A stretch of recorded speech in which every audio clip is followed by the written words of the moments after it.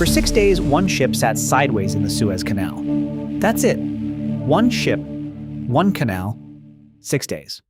The bill? $9 billion in trade per day.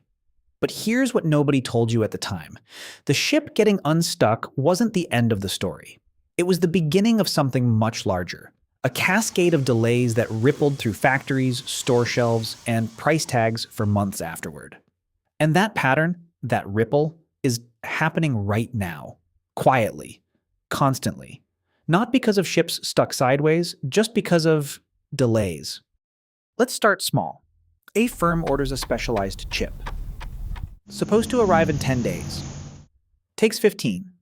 5 extra days. Sounds harmless, but modern supply chains aren't built with slack. They're built on precision. Firms don't stockpile months of inventory anymore. That's expensive and inefficient. Instead, they run on just-in-time logistics. Inputs arrive exactly when needed. So when that shipment is 5 days late, production doesn't slow down, it stops. Now scale that up. That one delay doesn't just affect one firm, it affects every firm connected to it downstream. Their customers, their customers' customers. Economists call it propagation. In practice, it looks more like a domino effect, except the dominoes are invisible, spread across dozens of countries, and nobody's tracking them. Here's the thing about modern trade. A single car contains parts from roughly 30,000 components, sourced from hundreds of suppliers across multiple continents.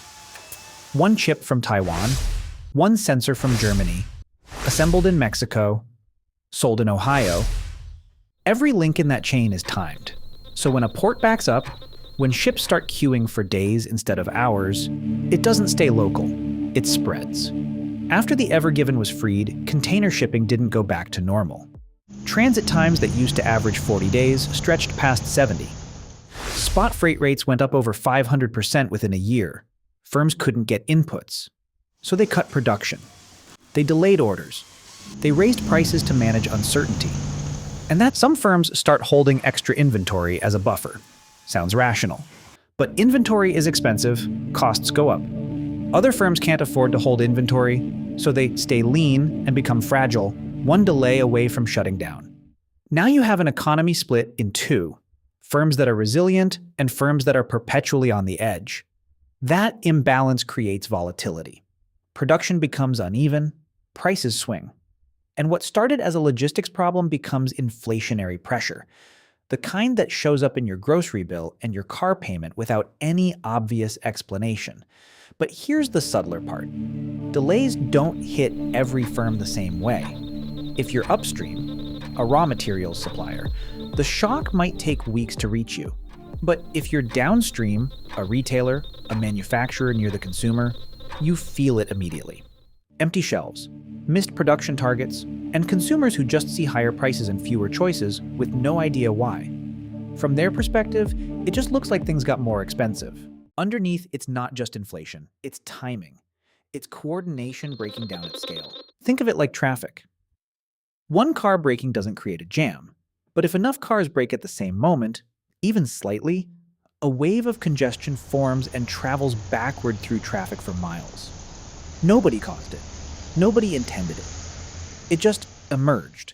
Global supply chains work the same way. Synchronized small delays don't add up linearly. They amplify. A 5% delay here, a 3% slowdown there. When those hit at the same time across enough nodes in the network, you don't get a small disruption. You get a wave. And that wave shows up as what economists call output persistence, where a disruption today reduces production not just this week, but next month, and sometimes the month after. Because firms don't just restock an input, they have to reschedule labor, renegotiate contracts, resequence logistics. Small disruptions. Large, lasting effects. So here's what this means for you. The next time prices spike with no obvious cause, no war, no crisis, no headline. The next time a product you've been waiting for is suddenly out of stock. The next time economists can't quite explain why growth is slowing, even though demand looks fine. Ask about the delays. Not dramatic, headline-grabbing delays. The quiet ones. A container sitting at a port for 3 extra days. A shipment arriving late to a factory that had no buffer left. A wave of tiny disruptions hitting at the same moment, spreading through a system built for precision. Nobody's tracking this in real time. Nobody's fixing it. The global economy runs on synchronization, and the system has no early warning signal for when that synchronization starts to fray. It just shows up eventually in your prices, one delay at a time.